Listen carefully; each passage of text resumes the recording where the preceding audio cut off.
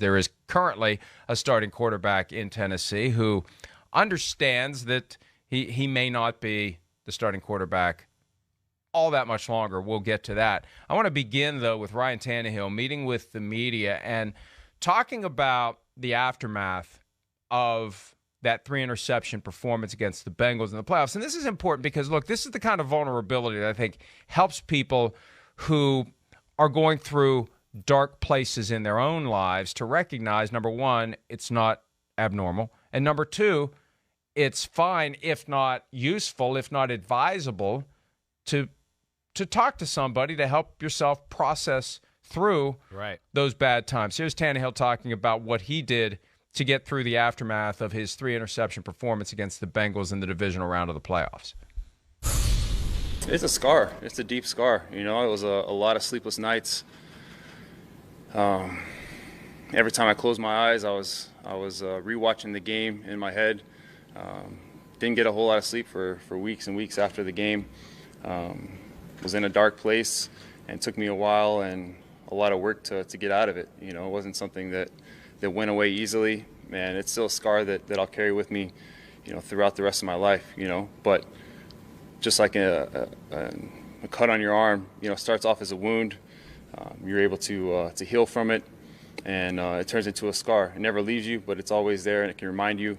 And now it's fuel for me. It's fuel for me to work and get ready with a passion and come into the season with a fire and you know, a desire to win like I've never had before. It took a lot of work to get through it. You know, it wasn't a day, it wasn't a week. It was weeks and weeks and weeks to get through it. You know, a lot of sessions, and you know, at this point, I can look back at it, recognize it for what it was, and learn from it, and move on. Had therapy been something you'd done before, Ryan, or was that new after this?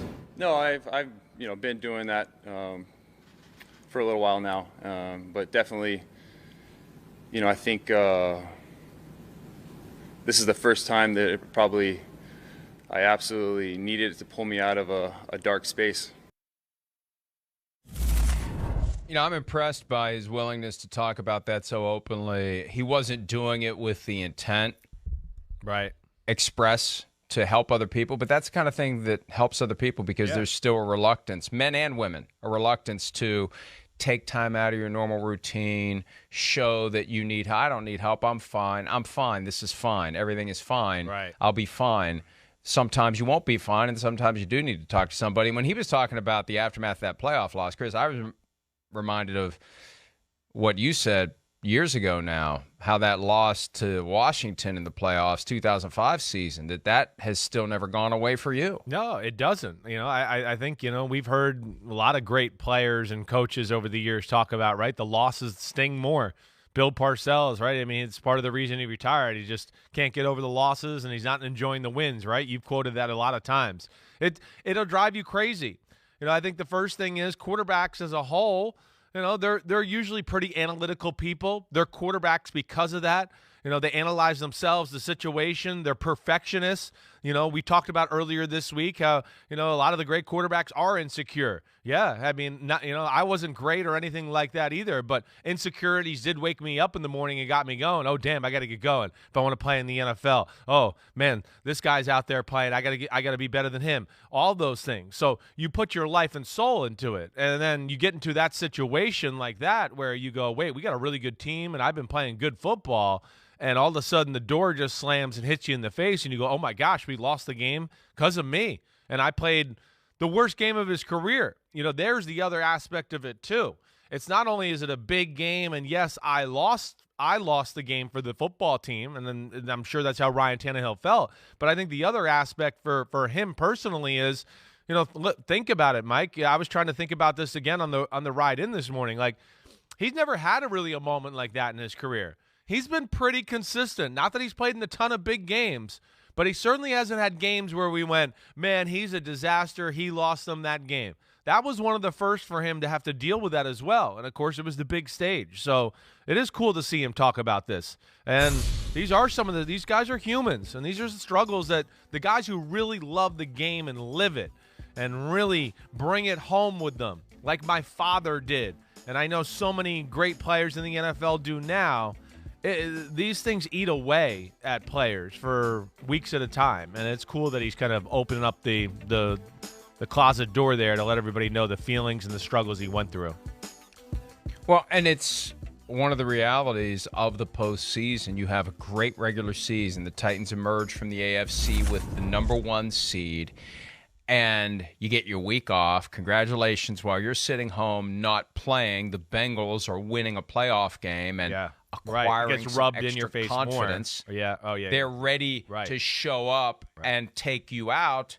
And that's one of the dangers of being the 1 seed. You can get caught flat-footed. You can have a bad day, and your entire season crashes down in that one moment. The Titans have been on the other side of that against the Ravens a couple of years ago. There's a lot of pressure to being the #1 seed in that first game. If you don't come out and establish a lead and hold it early, you find yourself, I think, psychologically feeling that entirety of everything you've accomplished, everything you've worked for.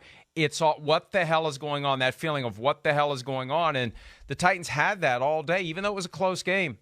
They had that all day, and those 3 interceptions. Without those, good chance they win.